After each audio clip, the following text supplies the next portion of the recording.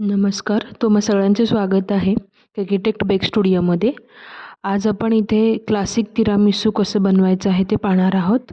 तर त्यासाठी इथे मी ही व्हिपिंग क्रीम घेतलेली आहे अमूलची. तर त्या क्रीमला इथे आपण बीट करून घेणार आहे. तर हे क्रीम एकदम चिल्ड पाहिजे, फ्रीजमध्ये ठेवलेलं, फ्रीझरमध्ये नाही, फ्रीजमध्ये ठेवलेलं. त्याला बीट करून घ्यायचं 10 ते 15 मिनटं. ते बीट झाल्यानंतर मास्करपोने चीज आणि त्यामध्ये कॅस्टर शुगर ॲड करून त्यालाही व्यवस्थित बीट करून घ्यायचे. त्याचं थोडंसं कलर चेंज होईपर्यंत त्याला आपण बीट करून घेणार आहोत. आणि बीट करून झाल्यानंतर त्यात आपण डेलेक्टाचा क्रीम चीज ॲड करणार आहे.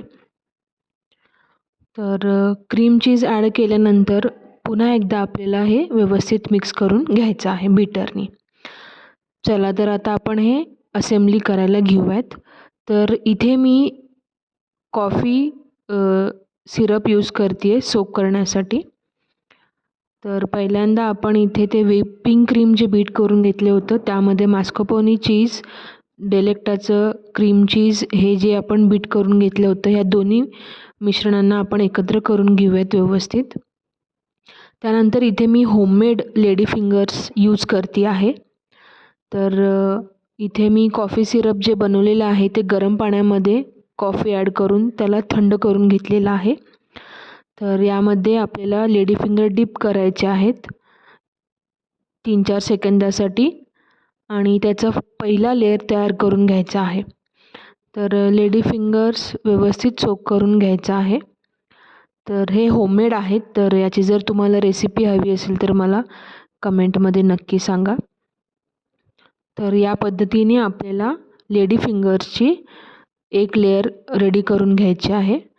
आणि ही लेयर रेडी झाल्यानंतर आपल्याला जे आपण ते क्रीम चीज, मास्करपोने चीज ह्याचं जे मिश्रण बनवलेलं आहे त्याची लेयर ह्याच्यामध्ये आपल्याला ॲड करायची आहे. तर या प्रकारे इथे आपण ते मिश्रण ॲड करतो आहे. तर अशाच प्रकारे परत एकदा आपल्याला एक लेयर लावायचा आहे, तो लेडी फिंगर्सचा कॉफी सिरपमध्ये डिप करून. आणि त्यानंतर परत आपण ॲड करतो आहे क्रीम.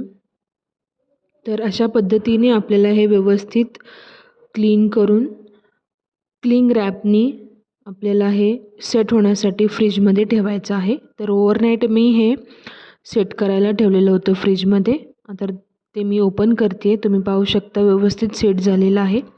आता आपण त्यावरती कोको पावडर डस्ट करूया. तर कोको पावडरनी त्याला एक वेगळीच आणि छान अशी चव येईल. तर कोको पावडर डस्ट करून घेतल्यानंतर तुम्ही आता हे सर्व करू शकता खाण्यासाठी. तर ही रेसिपी तुम्ही नक्की ट्राय करून पहा. कशी वाटली मलाही कमेंटमधून कळवा. आणि रेसिपी आवडली असेल, या आधीचेही रेसिपी आवडले असतील तर माझ्या चॅनलला लाईक, शेअर, सबस्क्राईब करा आणि कमेंटही करा. तर हा आहे आपला फायनल लुक तिरामिसू केकचा. तर याची चवही खूप चांगली आहे. तर तुम्ही एकदा हा नक्की ट्राय करून पहा. धन्यवाद.